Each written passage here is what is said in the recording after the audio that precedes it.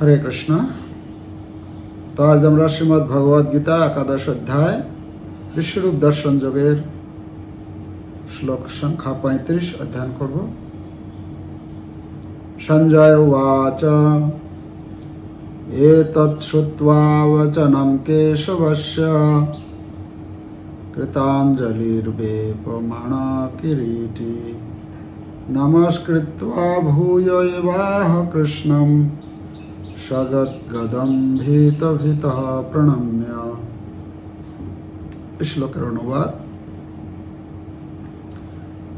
সঞ্জয় ধৃতরাষ্ট্রকে বললেন, হে রাজন, ভগবান শ্রীকৃষ্ণের এই বাণী শ্রবণ করে অর্জুন ভীতচিত্তে ও কম্পিত কলেবরে কৃতাঞ্জলি পুটে প্রণাম করে গদগদ ভাবে শ্রীকৃষ্ণকে বললেন। তাহলে আমরা শ্রবণ করে এসেছি যে ভগবানের এই বিশ্বরূপ অর্জুন দর্শন করেছেন। তিনি ভগবান বিশ্বরূপের শরীরে সমস্ত দেবতাদের, সমস্ত বসু পিতৃগণ, সমস্ত পৃথিবীর জীবজন্তু সব কিছুকে তিনি দর্শন করছেন। তিনি এমনও দর্শন করছেন যে কুরুক্ষেত্রের যুদ্ধের পরিণাম কি হবে সেটাও তিনি সেই বিশ্বরূপের শরীরে দর্শন করেছেন। দর্শন করে তিনি বিহ্বলিত হয়ে পড়েছেন এবং তিনি ভগবানের কাছে জিজ্ঞাসা করেছিলেন যে আপনি কে?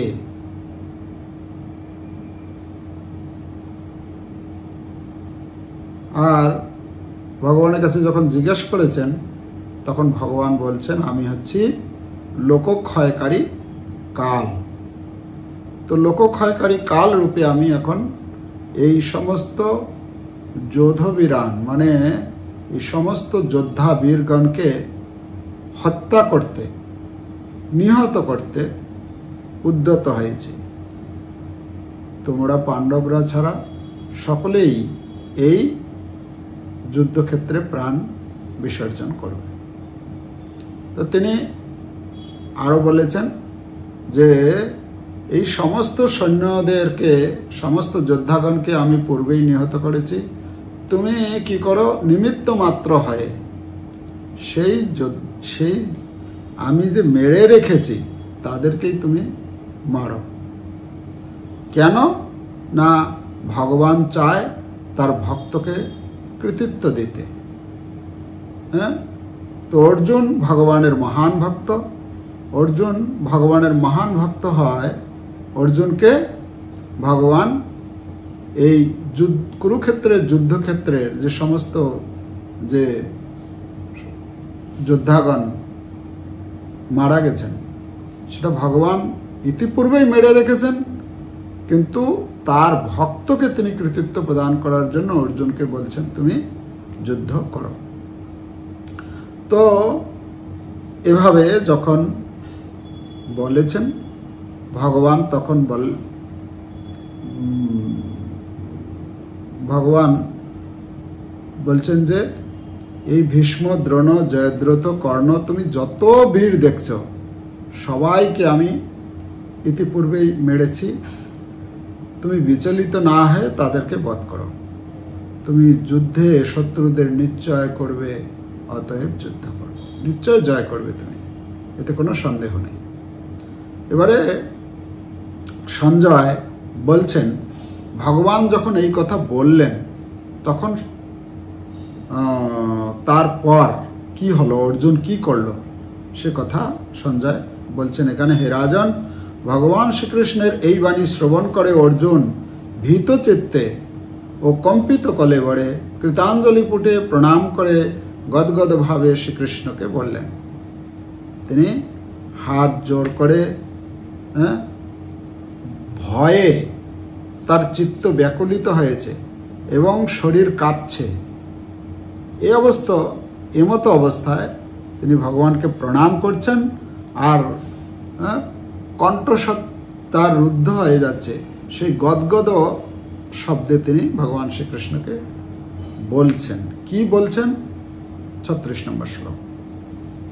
অর্জুন উবাচ স্থানে ঋষিকেশ তব প্রকৃতা জগৎ প্রহিষ্যত্যনুরুজ্যতে চ রক্ষাংসি ভীতানি দিশো দ্রবন্তি সর্বে নমস্যন্তি চ সিদ্ধ সঙ্গা। অর্জুন বলছেন, হে ঋষিকেশ, তোমার মহিমা কীর্তনে সমস্ত জগৎ হৃষ্ট হয়ে তোমার প্রতি অনুরক্ত হচ্ছে। রাক্ষসেরা ভীত হয়ে নানা দিকে পলায়ন করছে এবং সিদ্ধরা তোমাকে নমস্কার করছে। এই সমস্তই যুক্তিযুক্ত। তো এখানে অর্জুন গদগদ স্বরে শ্রীকৃষ্ণের স্তব করতে লাগলেন। এখানে ভগবান শ্রীকৃষ্ণের সঙ্গে অর্জুনের যে রস, কি রসে ছিল? প্রথম তিনি হচ্ছেন সখ্য রসের ভক্ত, অর্জুনের সখা। কিন্তু পরবর্তীতে আমরা দেখেছি সেটি কোন রসে পরিবর্তন হয়েছিল? মনে আছে কারো?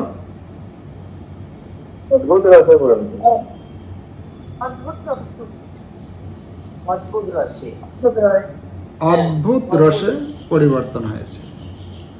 তো প্রভুপাদ তাৎপর্য তুলে ধরেছেন যে এই শ্রীকৃষ্ণের প্রতি অর্জুনের যে স্তুতি, অর্জুন শ্রীকৃষ্ণের কাছ থেকে যুদ্ধের পরিণামের কথা শুনে এবং বিশ্বরূপ দর্শন করে দেবতা ও অসুরদের প্রতিক্রিয়া লক্ষ্য করে ভগবানের কার্যসমূহকে সকলের জন্য মঙ্গলজনক বলে উপলব্ধি করলেন।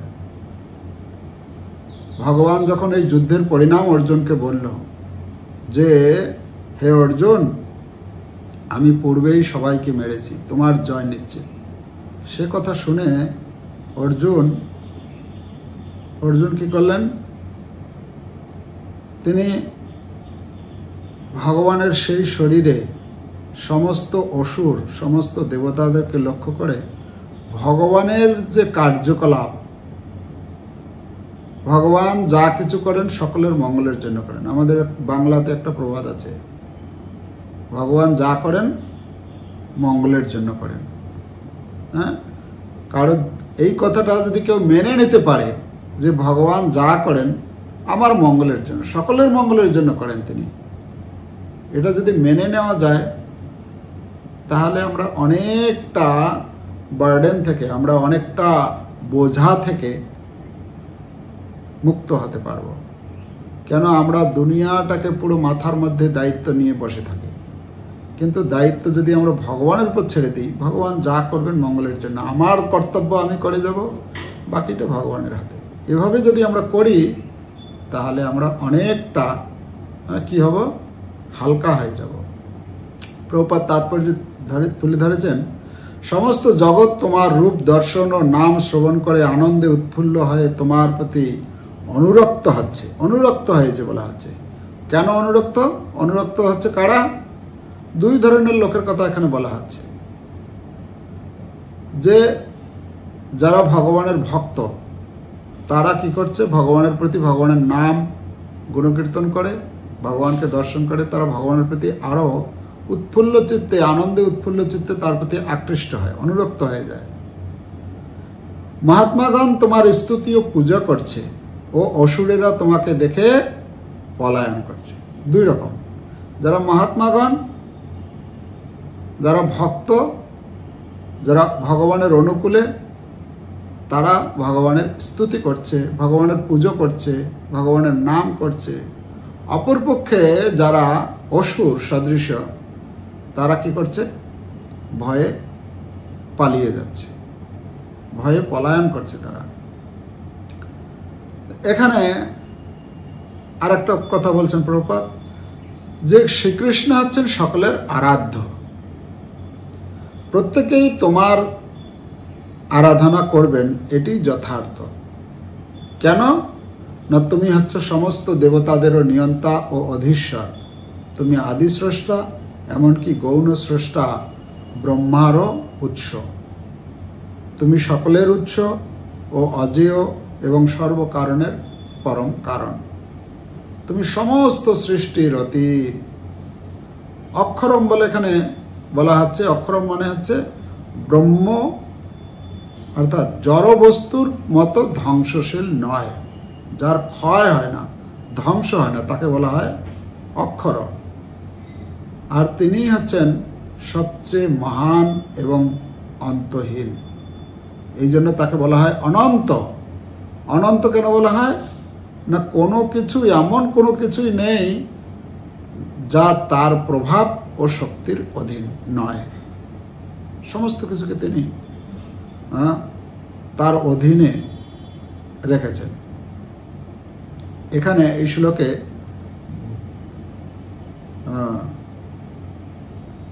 আমরা পরবর্তী শ্লোক পড়ি, তারপরে আলোচনা করব।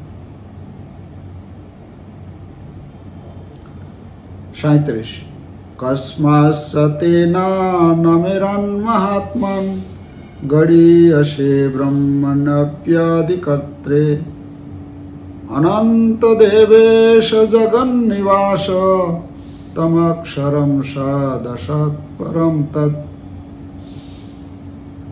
অনুবাদ: হে মহাত্মান, তুমি এমনকি ব্রহ্মার থেকেও শ্রেষ্ঠ এবং আদি সৃষ্টিকর্তা। কেন সকলে তোমাকে নমস্কার করবে না? হে অনন্ত, হে দেবেশ, হে জগন্নিবাস, তুমি সৎ ও অসৎ উভয়ের অতীত অক্ষর তত্ত্ব বা অবিনশ্বর ব্রহ্ম। এখানে অর্জুন বলছেন তুমি হচ্ছে এমনকি ব্রহ্মার থেকেও শ্রেষ্ঠ। তো এখানে তো ব্রহ্মার থেকে শ্রেষ্ঠ আর বলার কি আছে? মানে আমরা জানি ব্রহ্মা হচ্ছেন সৃষ্টিকর্তা, ব্রহ্মা সৃষ্টি করেন, কিন্তু ব্রহ্মা কোন সৃষ্টিকর্তা? ব্রহ্মা সৃষ্টি করেন না। ব্রহ্মা কি করেন?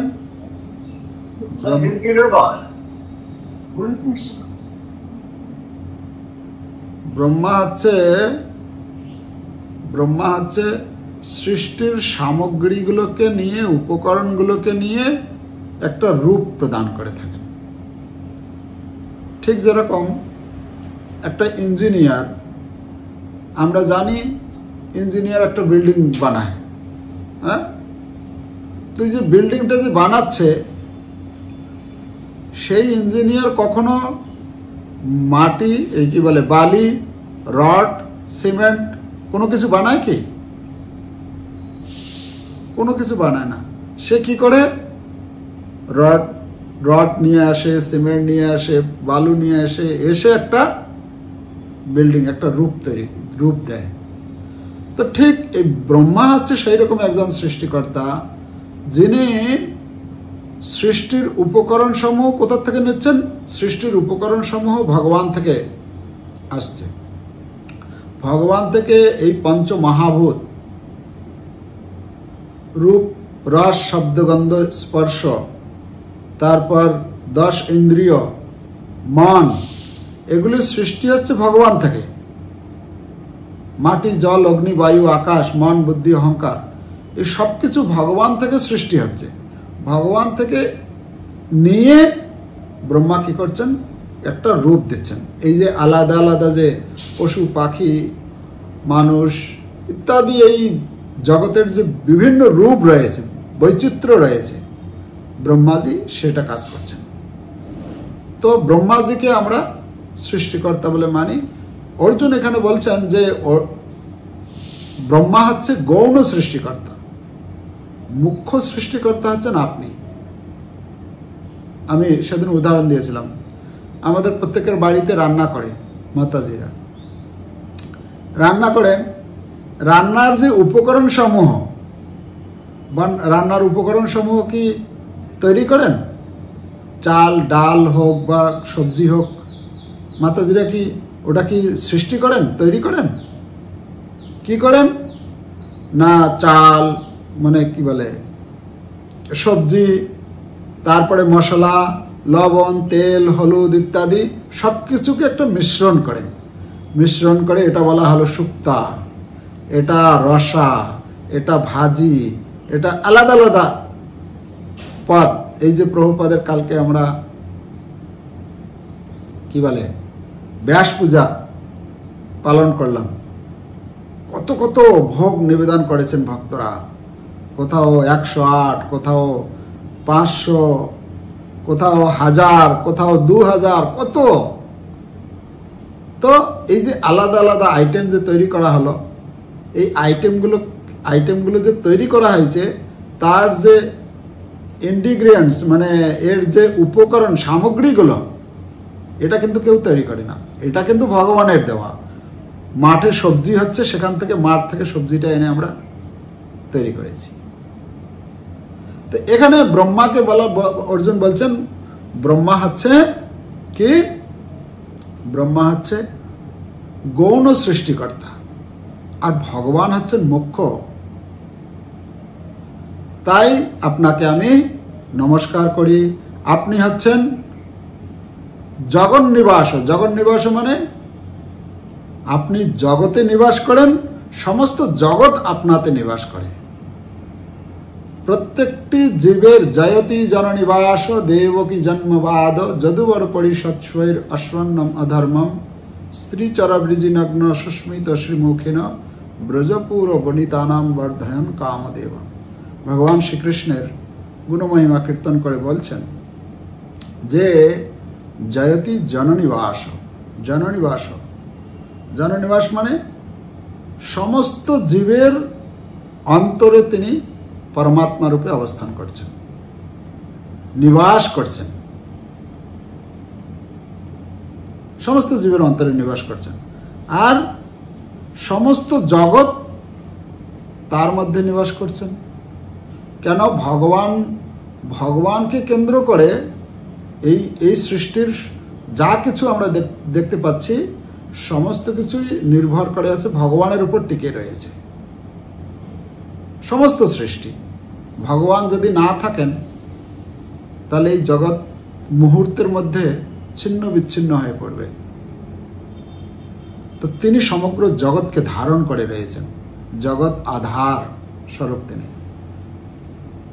ওকে, পরে শ্লোক।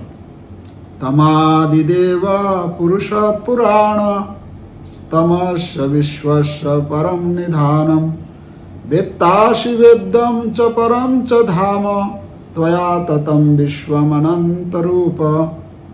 অনুবাদ: তুমি আদিদেব, পুরাণ পুরুষ এবং এই বিশ্বের পরম আশ্রয়। তুমি সবকিছুর জ্ঞাতা, তুমি জ্ঞেয় এবং তুমি গুণাতীত পরম ধাম স্বরূপ। হে অনন্তরূপ, সমগ্র জগৎ তোমার দ্বারা পরিব্যাপ্ত হয়ে আছে। এখানে বলছেন আপনি হচ্ছেন আদিদেব। আদিদেব মানে যত দেবতা রয়েছে, হ্যাঁ, এই জগতে আমরা ইন্দ্র, চন্দ্র, বরুণ যত দেবতা আছে, সেই সমস্ত দেবতাদেরও দেবতা হচ্ছেন মহাদেবকে বলা হয়। এগুলি হচ্ছে দেবতা, আর মহাদেব হচ্ছে তাদেরও ঊর্ধ্বে। আর মহাদেবেরও যিনি ঈশ্বর, মহাদেবকেও যিনি নিয়ন্ত্রণ করে থাকেন, মহাদেবকেও যিনি নির্দেশ উপদেশ আদি প্রদান করে থাকেন, তিনি হচ্ছেন কি? আদিদেব। আদিদেব এই অর্থে বলা হচ্ছে, আদি মানে তার পূর্বে কেউ ছিল না, তিনিই প্রথম ছিলেন। তার থেকেই ব্রহ্মা থেকেই শিবের উৎপত্তি হলো। আমরা শ্রীমদ্ ভাগবতমে দেখেছি রুদ্র কিভাবে উৎপত্তি হলো, ব্রহ্মার 2 ভ্রুযুগলের মধ্যবর্তী স্থান থেকে। কিন্তু যদিও ব্রহ্মা থেকে উৎপত্তি হয়েছে, তাহলেও ব্রহ্মার থেকে শিবের স্থান উপরে রয়েছে। তো এই জগতে যত দেবতা রয়েছে, যত নিয়ন্ত্রণ কর্তা রয়েছেন, সকলেই এসেছে ভগবান থেকে। তো মানে সৃষ্টির পূর্বে ভগবানই ছিলেন।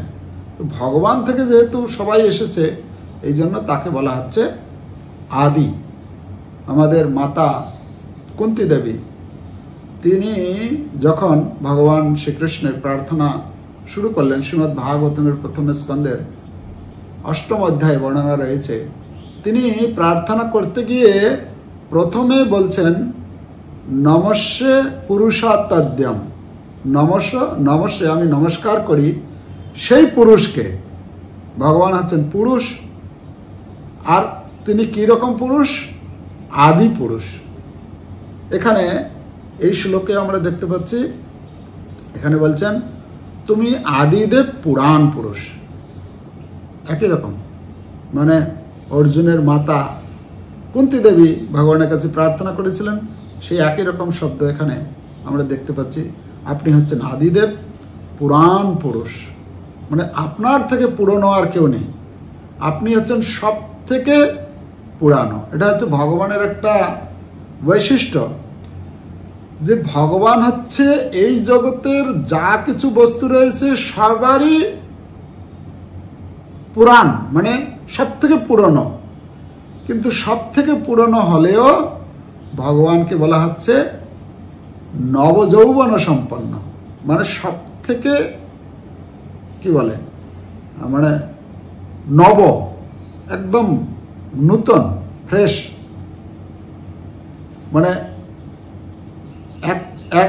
মানে এখানে বলা হচ্ছে পুরাণ পুরুষ, মানে সব থেকে পুরনো, কিন্তু সব থেকে পুরনো হলেও তিনি হচ্ছেন নবযৌবন সম্পন্ন। এই বিশ্বের পরম আশ্রয়, আমরা আগেই আলোচনা করলাম যে সমস্ত বিশ্বের আশ্রয় হচ্ছেন তিনি। তিনি যদি আশ্রয়কে, মানে আধার, তার আধার শক্তিকে যদি একটু সরিয়ে নেন, তাহলে সমস্ত সৃষ্টি ছিন্ন বিচ্ছিন্ন হয়ে পড়বে, তাই না? এই যে গ্রহ নক্ষত্র, ভক্তিবিনোদ ঠাকুর নাকি বিদ্যাপতি গান লিখেছেন মনে হয়, তব ইচ্ছা মতো গ্রহগণ অবিরত স্ব স্থানে করে, এরকম একটা গান আছে, যে আপনার ইচ্ছাতে এই গ্রহগণ তার কক্ষপথে চলছে, তারা দিনরাত আপনার ইচ্ছাতে। এই যে গ্রহগণ যে চলাফেরা করছে, এটা কার ইচ্ছে? ভগবানের ইচ্ছে। ভগবান তার এই আমাদের আধুনিক যে সায়েন্স বিজ্ঞান বলছে, এদের মাধ্যাকর্ষণ শক্তি রয়েছে, তার জন্য তারা সেই তাদের কক্ষে, মানে তাদের যে রোড, সেই পথে তারা চলছে। কিন্তু এটা কে সেটিং করছেন? ভগবান সেটিং করে দিয়েছেন, আর সেইভাবে তারা অনাদিকাল ধরে চলছে। তুমি সবকিছুর জ্ঞাতা, মানে ভগবান হচ্ছেন সব থেকে সবকিছু সম্বন্ধে জানেন। এরকম নয় একটা জিনিস তৈরি করে দিয়েছে আর তারপরে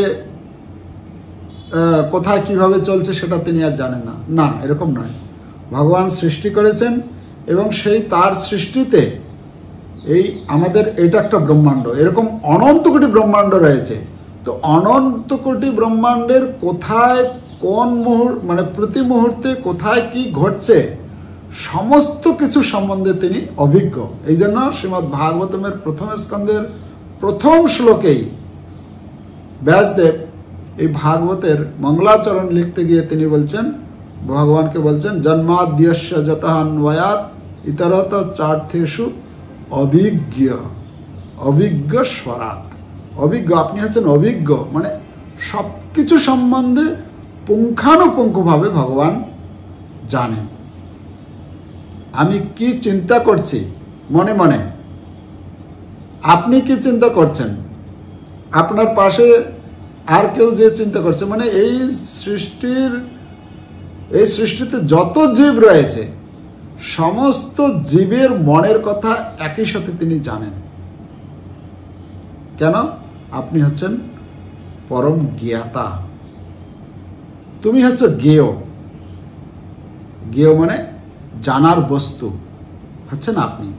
আপনাকে জানাটাই হচ্ছে জীবের পরম সিদ্ধি। তুমি গুণাতীত। এই জগতে যে গুণ রয়েছে সত্য-রজ-তম, প্রত্যেকটি জীবে শুধু না, এই সম্পূর্ণ সৃষ্টি যে রয়েছে সমস্ত সৃষ্টিটাই এই গুণের দ্বারা পরিচালিত হচ্ছে। যখন যে গুণের প্রভাব যেরকম বৃদ্ধি হবে সেই গুণের প্রভাব অনুসারে সে কার্যকলাপ করবে। কখনো কখনো বলা না এখন তমগুণের প্রভাব বেশি চলছে, এটা আমাদের শরীরেও আমরা অনুভব করতে পারি। কখনো কখনো আমাদের শরীরে সত্যগুণ বৃদ্ধি হয়, সত্যগুণ বৃদ্ধি হলে আমরা তখন কি চিন্তা করি, ভালো ভালো চিন্তা আসে, অপরের কল্যাণ মঙ্গল চিন্তা আসে, আমি কোনো অন্যায় করব না, আমি সাধন ভজন করব, ভালো করে সব কিছু সুন্দরভাবে করব, এরকম চিন্তা ভাবনা আসে। কিন্তু যখন রজগুণ আসে তখন সেই চিন্তাটার ধীরে ধীরে কমিয়ে যায়, কমে গিয়ে তখন রাজসিক, আমি ভোগ করব, আমি এটা চাই, আমি এটা করব, ওটা করব, একদম কর্মোদ্যম ভাবনা চলে আসে। আবার যখন রজগুণ সত্যগুণ কমে যায়, তমগুণের প্রভাব হয় বেড়ে যায়, তখন আমরা অলসতা, প্রমাদ, আলস্য, নিদ্রা এসব আমাদের মধ্যে চলে আসে। আর ঠিক আছে, এরকম ভাব আমরা অনুভব করি কখনো কখনো। তো আমাদের শরীরে যেরকম যখন যে গুণের প্রভাব বৃদ্ধি পায় তখন আমরা সেই রকম কার্যকলাপ করতে শুরু করি। ঠিক তেমনি এই প্রকৃতিতেও যখন যে গুণের প্রভাব বৃদ্ধি পায় তখন আমাদের বাতাবরণ, আমাদের প্রকৃতির যে কার্যকলাপ সেই রকম হয়ে থাকে। কিন্তু ভগবান যদিও কখনো কখনো এই জগতে আসেন, যেরকম ভগবান শ্রীকৃষ্ণের জন্মাষ্টমী আমরা পরশুদিন পালন করলাম, ভগবান যদিও এই জগতে আসেন তিনি এই সমস্ত গুণের দ্বারা প্রভাবিত হন না। তিনি হচ্ছেন গুণাতীত। এখানে তাই বলা হচ্ছে তুমি গুণাতীত পরম ধাম স্বরূপ। উদাহরণ দেওয়া হয়েছে ঠিক যেরকম জেলখানায় কখনো কখনো রাজা পরিদর্শন করার জন্য যায়, কিন্তু তার মানে এই নয় যে রাজা ওই জেলখানার নিয়ম কানুনের মধ্যে আবদ্ধ। তিনি জেলখানা যখন খুশি আসেন, জেলখানা পরিদর্শন করে তিনি চলে যান। ঠিক তেমনি ভগবান এই জগতে আসেন, তার নিজের ইচ্ছায় আসেন, তিনি পরিদর্শন করেন, যা লীলাবিলাস করেন তিনি লীলাবিলাস করে আবার তিনি তার ধামে ফিরে যান। এই জগতে আসার উদ্দেশ্য হচ্ছে তার আসার উদ্দেশ্য হচ্ছে কি, শুধু অনুগ্রহায় ভক্তানাম মানসীম তনুমাশ্রিত, তারপরে মানসীম তনুমাশ্রিত ভজতে তাদৃশী ক্রীড়া তৎশ্রুত্বা,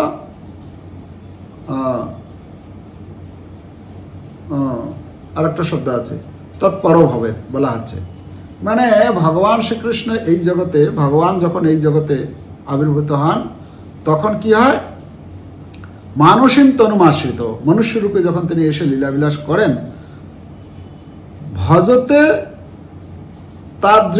যাদৃশী ক্রীড়া, মানে যাদৃশী ক্রীড়া মানে তিনি যা যা ক্রীড়া মানে লীলাবিলাস করেন, সেই সমস্ত লীলাবিলাস ভগবান যখন উপস্থিত থাকেন তখন যে সমস্ত ভক্তগণ তার সঙ্গে থেকে যে আনন্দ অনুভব করে, যে লাভ পায় তারা,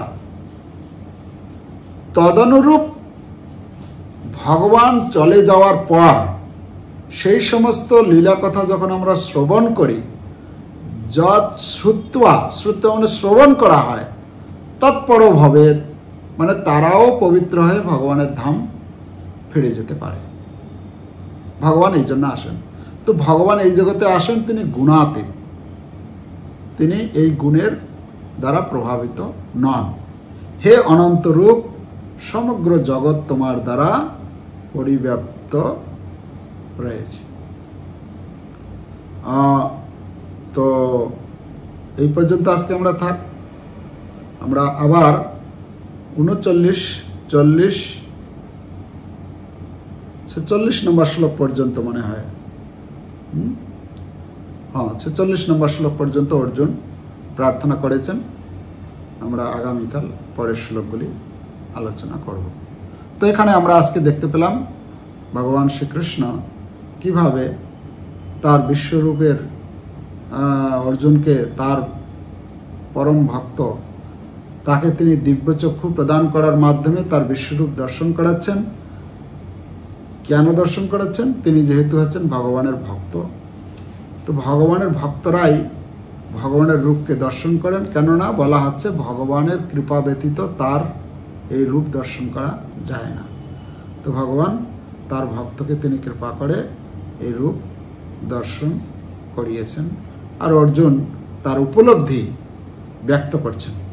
তো আমরা পরপর অর্জুনের উপলব্ধি শ্রবণ করছি। আমাদের এখান থেকে শিক্ষা নিতে হবে, অর্জুন যে যে কথাগুলো বলছে সেগুলো যেন আমরা হৃদয় থেকে গ্রহণ করে সেইভাবে ভগবানের সঙ্গে ভগবানের আশ্রয় গ্রহণ করে ভগবানের সেবায় নিজেকে যুক্ত করি। এটাই হচ্ছে আমাদের কর্তব্য। হরে কৃষ্ণ কৃষ্ণ কৃষ্ণ হরে হরে, হরে রাম রাম রাম হরে হরে। শিল প্রভুপাদ কি জয়। সমবেত ভক্তবৃন্দ।